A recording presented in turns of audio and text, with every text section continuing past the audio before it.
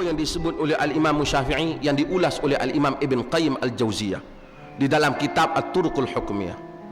Faqala Syafi'i la siyasata illa ma wafaqa asy-syara'. Faqala Ibn Aqil as-siyasatu ma kana fi'lan yakunu ma'ahu an-nas aqrabu ila as-salahi wa ab'adu 'anil fasad wa in lam yad'hu ar-rasul wa la nazala bihi wahy. Kata Al-Imam Ibn Qayyim, kata Al-Imam Syafi'i, tidak ada politik melainkan apa yang menepati syarak.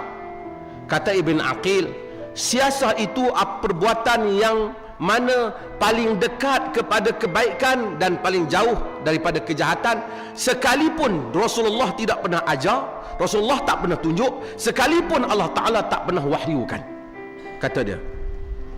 Kemudian kata Ibn Qayyim, fa in aradta biqaulika illa ma wafaqa asy-syar'a ay lam yukhalifu ma nataqa bihi syar'u fasahihun.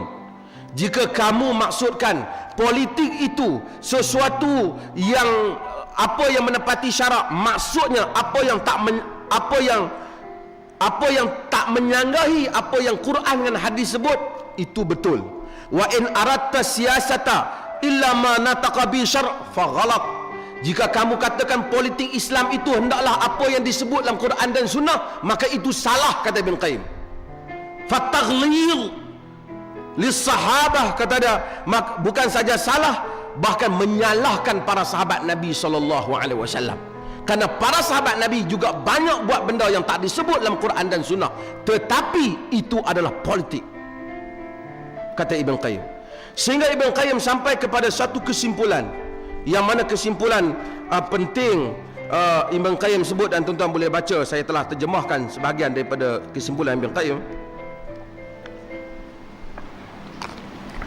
di mana Al-Imam Ibn Qayyim menyatakan bahawasanya politik itu hanyalah istilah kita, mustahil, tetapi pada istilah syarak dia adalah hukum Tuhan. Hukum Tuhan itu, kata Ibn Qayyim, tidak terbatas dengan apa yang kita lihat ada dalam Quran dan Sunnah. Di mana saja ada keadilan, disitulah hukum Tuhan, kata Ibn Qayyim.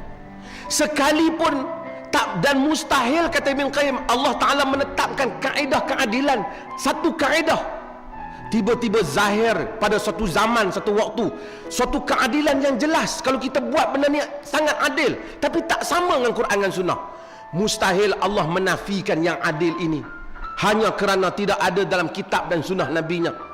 Kerana tujuan politik adalah keadilan. Di mana saja adanya keadilan, kata Ibn Qayyim, tertegaknya masalah rakyat, sekalipun tidak disebut dalam kitab dan sunnah, itulah politik Islam, itulah sunnah Rasulullah, itulah hukum Allah, kata Ibn Qayyim. Tidak perlu tunggu sehingga qala Allah dan qala Rasulullah.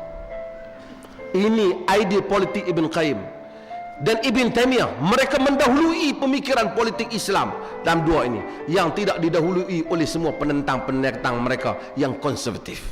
Dua tokoh sunnah, Al-Imam Ibn Taimiyah dan Al-Imam Ibn Qayyim, mereka bukan literalis, tapi mereka adalah para pemikir Islam yang telah bercakap soal keluasan politik Islam.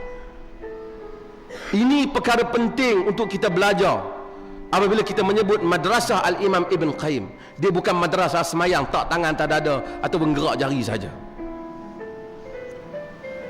Dia adalah madrasah pemikiran yang begitu luas, yang menjadikan manusia itu celik apa yang dikatakan maslahah dan kehidupan rakyat, yang mana tujuan kedatangan Islam ialah menegakkan kehidupan ini.